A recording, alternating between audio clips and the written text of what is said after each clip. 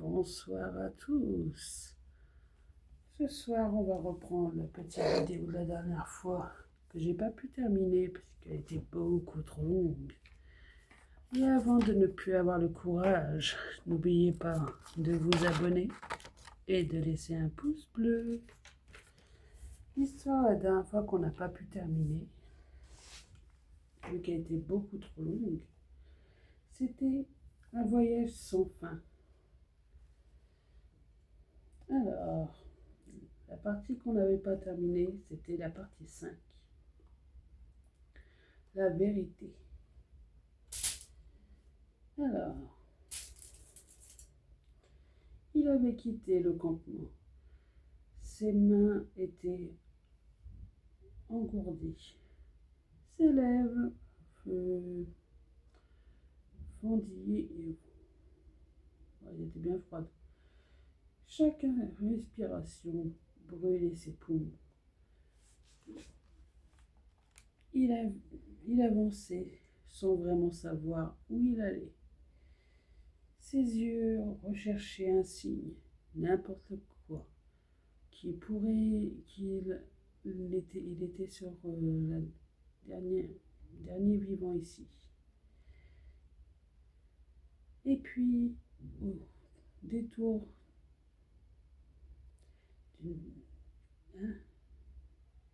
d'une pente douce, il aperçut une cabane en bois sombre, pensée sur un surplat enneigé. Une mince colonne en fumée sortait de la cheminée. Son cœur se serra. Il l'accéléra, trébuchant sur les racines couvertes par la neige, marquant de tomber plusieurs reprises, puis il s'approchait plus de la chaleur du feu. Derrière ces murs qui passeraient réellement, il grimpa 3 marches sur le perron et frappa fort 2 fois. La porte s'ouvrit. Un vieil homme apparut derrière lui. Une femme aux longs cheveux blancs, attachés d'une tresse. Pendant une seconde, ils se contentaient de se regarder. Pas un sourire, pas un soulagement, juste une inquiétude muette.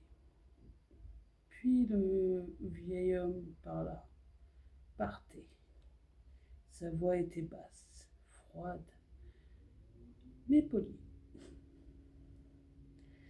Mais ses yeux exprimaient quelque chose qui ressemblait à la peur.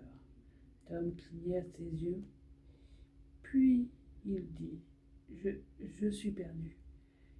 Je cherche mon ami Isaac. L'auriez-vous vu? Un silence passant. Sa femme retourna son regard. L'homme inspira longuement avant de répondre. Oui, on l'a vu.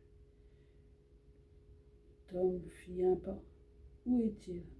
Le vieil homme hésita, puis sortit sur le perron. Suivez-moi. Il contourna la cabane derrière le sol et marqua pas une large butte de neige tressée. Une croix en bois butte y était plantée. Aucune inscription. C'est là qu'il est, dit le vieil homme. Tom resta figé, incapable de parler. Ses mains tremblaient. Le vieil homme reprit, avec sa voix encore plus basse. J'étais sur la crête à ce moment-là. J'ai vu ce qui s'est passé. Il le fixa droit dans les yeux. C'était vous? Vous l'avez dévoré avec les cornes sur la tête? Oh là là. La partie 6. De retour à l'intérieur, le vieil homme couple et resta debout, comme s'il coinçait qu'il allait s'asseoir. Tom fixait le sol, incapable de trouver ses mots. L'homme parla le premier. Sa voix n'était plus rien d'hostile, seulement de la résignation. Ici, on ne croit pas ces histoires. Pas vraiment. Mais dans cette forêt, les anciens parlent d'un Wendigo. Il fit une pause, comme pour peser chacun de ses mots. C'est une fin qu'il n'a rien d'humain. Un esprit qui s'installe quand le corps est trop fatigué et qu'il n'y a plus rien à manger. Il pousse à franchir la limite et une fois c'est fait, il ne vous rend jamais ce que vous avez pris. La femme le fixait, ses mains jointes. Il poursuivit. Mon père disait que ça arrivait les hivers les plus rudes, les chasseurs partis trop loin, les trappeurs bloqués par les tempêtes. Quand on les retrouvait, il manquait toujours quelque chose, des morceaux. Parfois, on voyait des traces autour des corps, des pas trop longs pour être un homme. Le vieil homme reprit avec le regard sombre. Ceux qui ont survécu ne sont jamais revenus tout à fait. Certains parlent comme leur sommeil, d'autres isolant dans les bois. Et il y a ceux qu'on ne revoit jamais, sauf la nuit, entre les troncs, avec ses cornes. Tom sentit ses tempes puser. Les images revinrent d'un coup. La silhouette, le sang chaud sur ses mains, dans son rêve, la faim qui disparaît le matin, les traces autour de la tente, Isaac y compris. La compréhension se changea en dégoût. Ses yeux heurta. Il murmura presque pour lui-même. Je ne voulais pas. Oh, je ne veux jamais, répondit le vieil homme. Mais c'est trop tard. Tom hocha lentement la tête. Il recula vers la porte, sortit sans un mot. Il marcha vers la petite dépendance à quelques mètres de la cabane. Un abri de fortune, où il était rangé quelques outils en bois. Et un vieux fusil. Il entra, referma derrière lui, puis se mit à pleurer. Le silence revint. Une seule des connexions brisa la nuit. Le jour suivant, la lumière froide se posa sur la clairière. Dans la cabane, le couple ne se réveilla jamais. Leur corps gris, figé par le sol, le froid. Gisés dans leur lit, la chair arrachée jusqu'à l'os sur le sol des empreintes profondes menées hors de la cabane. Elles s'enfonçaient dans la forêt jusqu'à disparaître entre les pins. Les origines de cette petite histoire. Dans les légendes amérindiennes, le Wendigo est l'ombre de la faim. Un esprit qui s'infiltre s'infiltre dans l'homme affamé. Et l'un enfermé pour toujours. La nuit, il se transforme. Il n'est comme quelqu'un franchi un tabou ultime. Manger de la chair humaine. Dès cet instant, la transformation commence. Le corps s'étire, ses membres se transforment, les yeux déformés, voilà. Les yeux s'enfoncent dans leurs orbites et au sommet de leur crâne poussent les cornes fines d'une bête. Il dit qu'il n'a plus jamais chaud, qu'il s'est éternellement affamé et que plus il mange, plus sa faim grandit. Certains affirment qu'il ne peut mourir que par les flammes,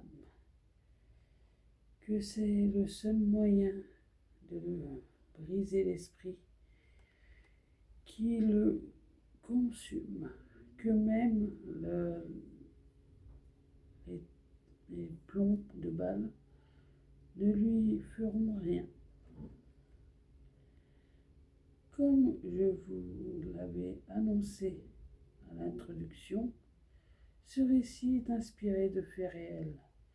Évidemment, il n'est pas authentique dans tous ses détails, mais il est en quelque sorte un concentré de 3 histoires bien documentées.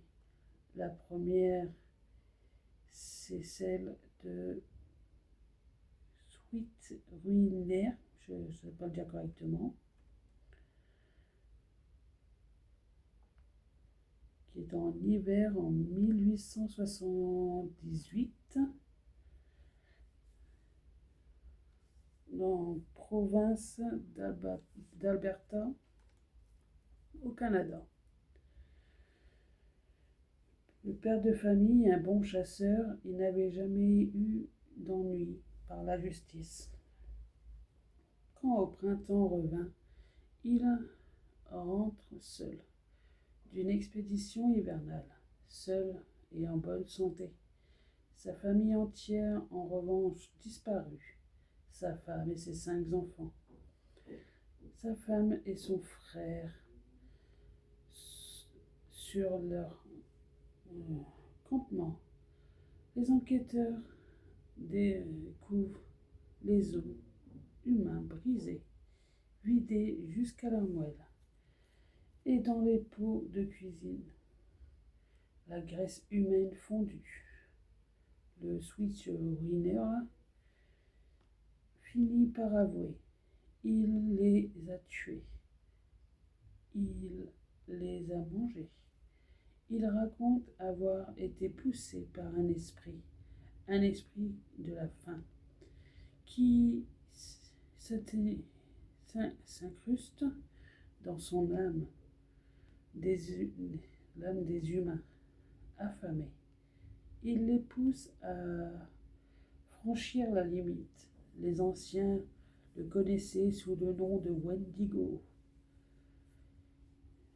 Jugé et condamné à mort, Sweet Ruiner a pendu à Fort Saskatchewan En décembre 1879, les témoins de son exécution racontent qu'il était calme, presque soulagé.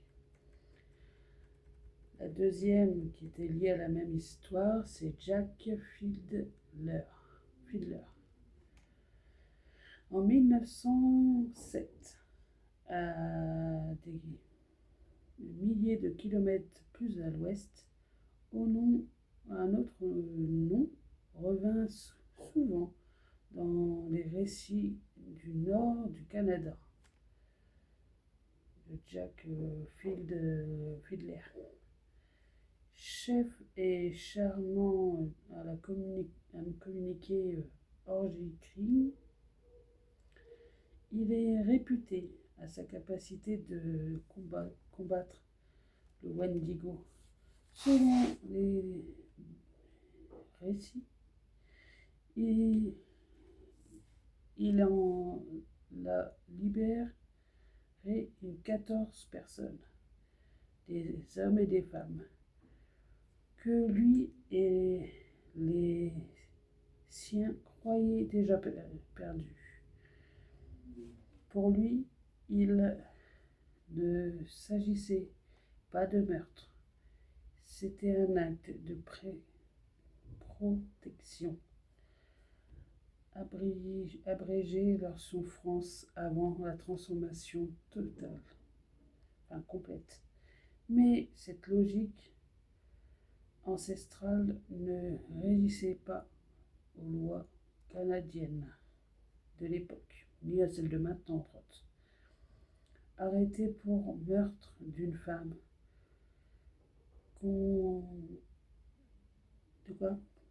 soupçonné d'être possédé par Jack Fiedler, l'a empoisonné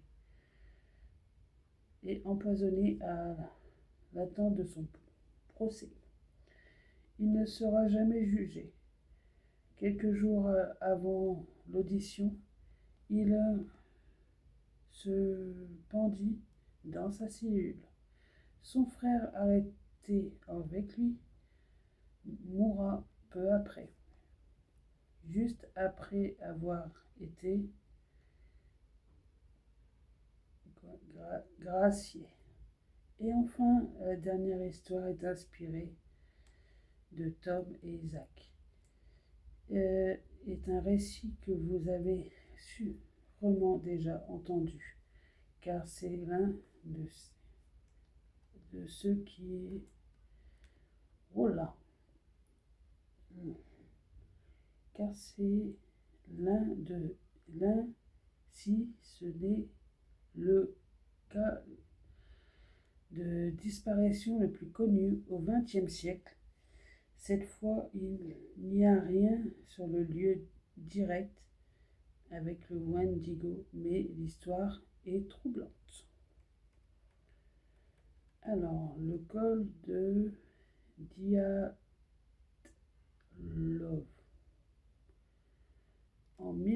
Le 23 janvier 1959, 10 jeunes randonneurs se lançaient dans une expédition au ski à travers les montagnes de Oural en Suisse, désolé pour les prononciations, en Russie soviétique, pardon. À leur tête, Igor, j'arriverai pas à dire le nom de famille, un étudiant de 23 ans, passionné d'alpinisme. L'objectif, atteindre le mont Otordin. Peu après le départ, un des membres, Woudin, doit abandonner le groupe pour raison médicale. Il ne sait pas encore, mais pour cette décision lui sauvera la vie. Le 2 février, quelque chose se produit. On ignore quoi exactement, mais 9 randonneurs disparaissent. Les recherches commencent plusieurs semaines plus tard. Le 26 février, on retrouve enfin leur campement.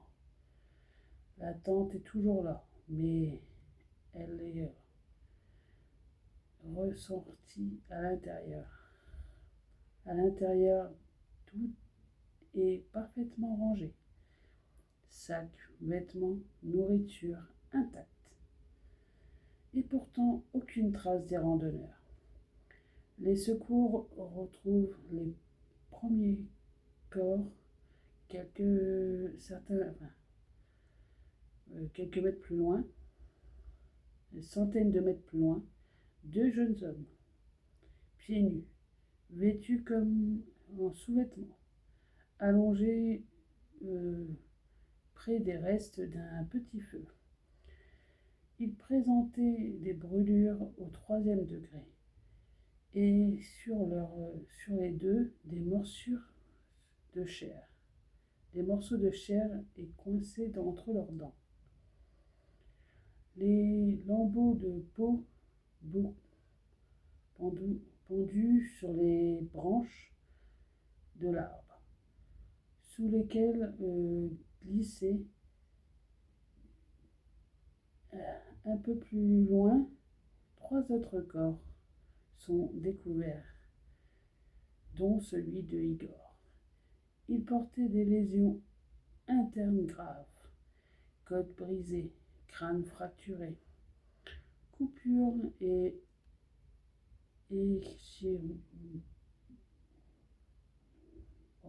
beaucoup de blessures, on va dire. Aucune trace de lutte, aucune empreinte suspecte entre eux. Un mystère s'épaissit. Lorsque la fonte des neiges s'élève, plusieurs mois plus tard, les 4 derniers randonneurs. Il avait tenté de se réfugier dans un abri de fortune creusé dans la neige.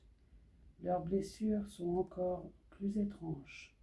Fracture massive du crâne, absence de langue et de lèvres, ouais, les mêmes que pour leurs yeux. Oh. Les vêtements sont plutôt entre eux présentés de tort anonymement l'élève de radiation.